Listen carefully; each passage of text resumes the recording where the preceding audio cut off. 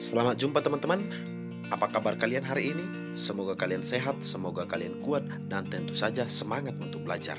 Hari ini kita akan belajar tentang surat lamaran pekerjaan. Pernahkah kamu membuat surat lamaran pekerjaan? Paling tidak dalam pelajaran sudah pernah. Surat lamaran pekerjaan merupakan surat yang berisi permohonan untuk bekerja di suatu lembaga. Inti dari surat ini adalah permohonan untuk bekerja. Ada dua jenis surat lamaran pekerjaan berdasarkan jenis pembuatannya. Yang pertama adalah model gabung di mana riwayat hidup digabung dengan surat lamaran, dan yang kedua model pisah di mana riwayat hidup dipisah dengan surat lamaran. Sekarang kita akan belajar sistematika dan unsur surat lamaran.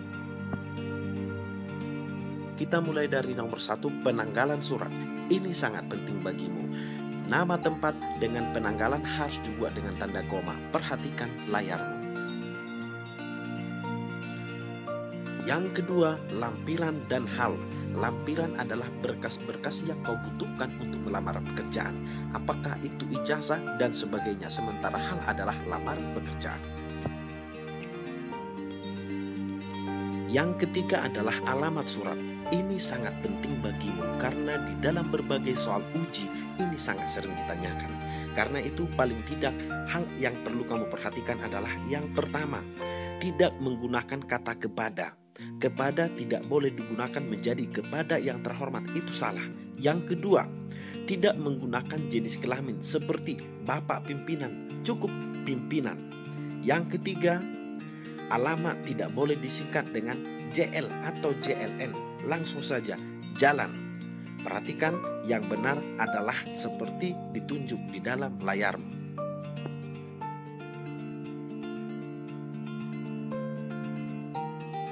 Yang keempat adalah salam pembuka. Biasanya diawali dengan hormat. Perhatikan layarmu. Dan yang kelima adalah pembuka. Perlu kamu ingat bahwasannya kalimat pembuka adalah tergantung dari mana informasi lamaran pekerjaan kamu peroleh. Kalau dari iklan, biasanya adalah setelah membaca iklan yang dimuat di harian ini, pada tanggal ini, dan sebagainya. Yang kedua, informasi seseorang. Biasanya kalimat pembukanya adalah menurut informasi dari Bapak. Dan yang ketiga, pengumuman resmi dari instansi. Maka kalimat pembukanya adalah berdasarkan pengumuman nomor tentang. Yang keempat, permohonan instansi. Maka kalimat pembukanya adalah setelah mendapat informasi permohonan dari. Dan yang kelima adalah inisiatif sendiri atau pribadi. Yang biasanya digunakan adalah yang bertanda tangan di bawah ini. Intinya, alinea pembuka harus baik, sopan, serta bahasanya resmi. Yang keenam adalah isi. Paling tidak, isi surat lamaran pekerjaan harus mengandung 3 hal. Yang pertama, identitas. Yang kedua, maksud. Yang ketiga, menyatakan lampiran. Identitas yang pertama adalah biasanya menyangkut nama, tempat tanggal lahir, alamat, dan masih banyak lagi. Bisa nomor handphone, nomor email, nomor telepon, dan sebagainya. Yang perlu kamu perhatikan sebagai catatan adalah bahwasanya huruf pertama dari semua identitas itu adalah diawali dengan huruf kecil N, T, dan masih banyak lagi. Maksud dan tujuan adalah harapanmu. Dan yang ketiga adalah menyatakan lampiran, yaitu apa yang kamu lampirkan dalam surat lamaran itu. Apakah foto, apakah ijazah, dan sebagainya. Unsur yang ketujuh adalah penutup. Demikianlah surat lamaran ini saya berbuat. Atas perhatian Bapak atau Ibu saya sampaikan terima kasih.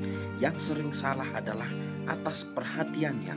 Katanya harus diganti menjadi kata sapaan. Baik itu Bapak, baik itu Ibu, ataupun saudara. Yang penting jangan menggunakan katanya, karena itu tidak sopan dan ambigu.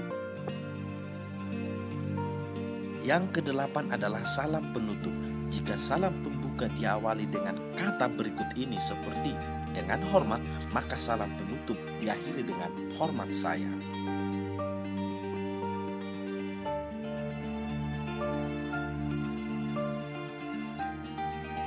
Dan unsur yang terakhir adalah tanda tangan dan nama terang. Biasanya tepat di bawah salam penutup hormat saya. harus ditandatangani. Itu yang pertama. Yang kedua, biasanya menggunakan materai, tapi tidak menjadi kewajiban. Itu tergantung lembaga penerima kerja. Sekian pembelajaran kita hari ini. Untuk materi minggu depan, kita akan mengedit dan memeriksa sebuah surat lamaran pekerjaan, apakah itu salah atau tidak. Terima kasih.